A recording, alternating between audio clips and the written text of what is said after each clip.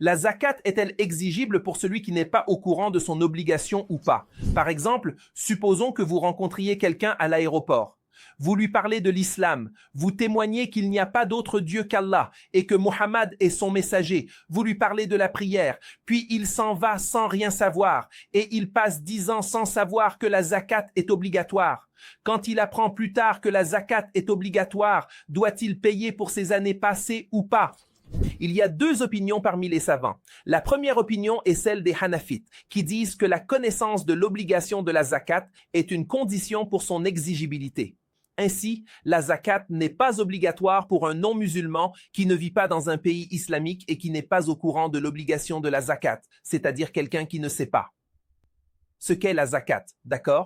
Il a appris que la zakat n'était pas obligatoire pour lui, comme pour la prière. Si quelqu'un se convertit à l'islam sans savoir que la prière est obligatoire, il découvre plus tard que c'est le cas. La majorité des juristes disent que l'ignorance de la zakat ne l'exempte pas. Elle doit être payée après en avoir pris connaissance. La zakat est obligatoire pour celui qui s'est converti et a vécu sans connaître les règles. Mais il n'est pas responsable du retard, car excusé par son ignorance, la majorité des juristes malikites, shafi'ites et hanbalites estiment que si une personne se convertit à l'islam sans savoir que la zakat est obligatoire, elle doit la payer après en avoir pris connaissance. La connaissance de cette obligation n'est pas une condition pour son exigibilité. Ainsi, la zakat est due pour celui.